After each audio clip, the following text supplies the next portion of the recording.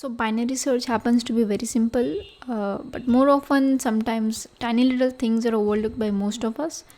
So today I'll be clearing all your doubts. If you already know the algorithm, you can move to the code part directly. I will note the time in the description below. So let's begin with the algorithm. Let's say we have an array, a sorted array. Then you are given a value 5, which is to be searched for in the array. We will basically assign the very first value to the variable named first and last element to variable named last. So first of all, we will find the middle element. Now while finding the middle element, you'll have to keep hold of two things. First is, if we have odd number of array elements, we will have to find one mid, which we can find by adding first and last and then divide it by 2. Then here first is equal to 0 and last is equal to n minus 1. But this formula is weak, why? Let's see. So let's say if we have even number of elements, then there will be two mids. One is lower mid and the other one is higher mid. So basically we are between these two formulas.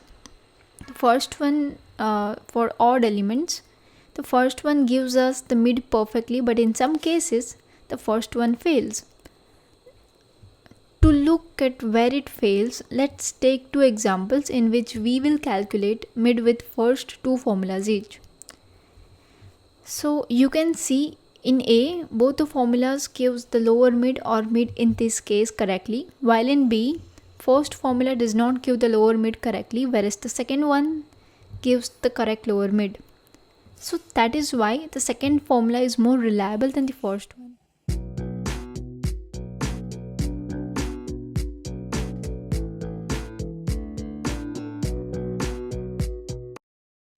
So now we will see how to put it down in a code. So let's start writing it. I will be writing it in C++. Now we will write the function named binary search int, because we are going to return something. So what binary search will take is int array, int n, number of array elements, and int value, the value which we have to search for.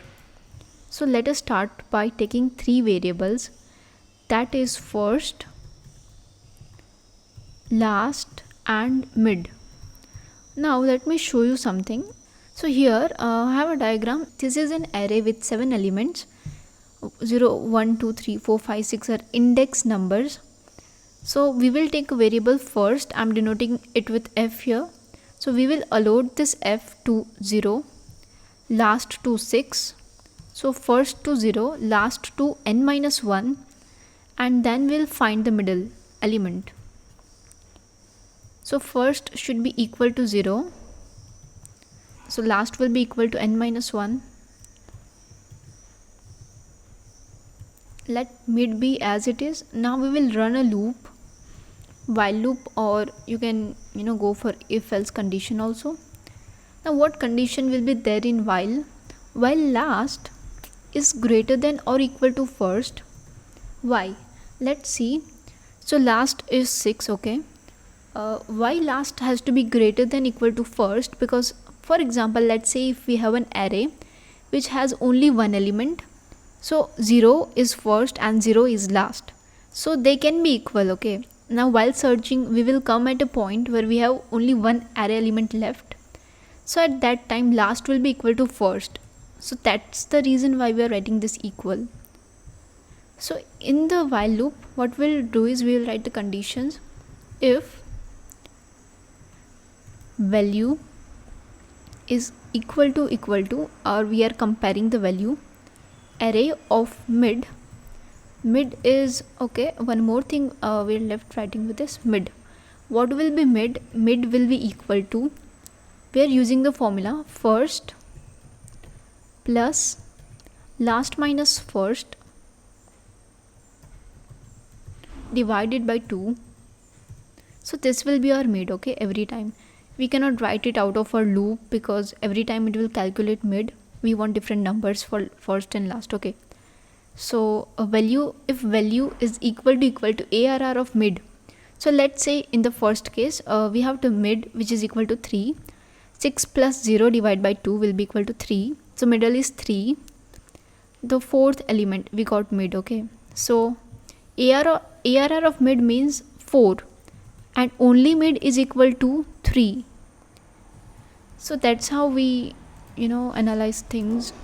Okay, so if value is equal to mid, return mid, because we already got the value. Okay, value is in the mid. Else if value is greater than array of mid, what we'll do is we will assign the first to mid plus 1. Why? Let's see. So here we can see we have array of mid equal to 4, and if we want to search for 6, then what we'll do is we'll eliminate all this part and we will just consider these 3 elements now onwards. So therefore the first initially was 0, now it will be mid plus 1. Else you have only one condition left now, that is value is less than array of mid, last will be equal to mid minus 1. This is the same thing happening if suppose we want to search 3, okay, and we have array of mid is equal to 4, so 3 is less than 4. So now we'll eliminate the part which has greater elements than array of mid or the value. So we'll consider only 1, 2, 3 now onwards. Alright, so here we will return minus 1 if none of the conditions comes out to be true. So here our main function is done. This was the main part, that is all, and we are done. Now what is left is our main part, and that is pretty simple. We'll take in an array, then we'll take in number of array elements, and then we'll take in the value which you have to search for, and then pass it to our function binary search. I'll write it down. Okay, so I have written it all down here. Int array, these are, I declared the variables, I took in the number of array elements, I took in array elements, then I entered the value to be searched for. So here I declared a variable position, and I'm storing the result which I get in binary search function into position variable. So let's say if I get mid, which is equal, its value is 5, so 5 will be stored here. Okay, and here this is binary search, I'm passing all the values to it. Now why I wrote return minus 1 here is because we did not get any element. So what we'll do is, if position is equal to minus 1, element not found, or else element found at position, will write the position value here. Okay, so that's it, and we are done with our function. So now we will run our code. So you can see it has no error. Okay, so I'll run the program. Enter number of array elements 6. Let me enter the array elements. I want to, let's say, search for 6. Element found at position 5. Okay, is that true? Yes, that is true. Again, let's search for another element.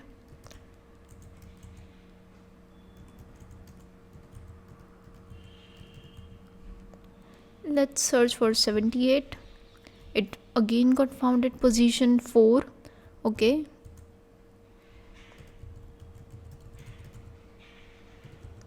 element not found. Yeah, that is the correct output, right? So we checked all our cases, where it can go wrong, but here we got them all right. So this is how binary search is done. So you can also do binary search in many other ways, like you can use recursion and all those stuff like that, but the main thing you should focus on is the algorithm. You should know the logic how to do it. So yes, that's it. Thank you.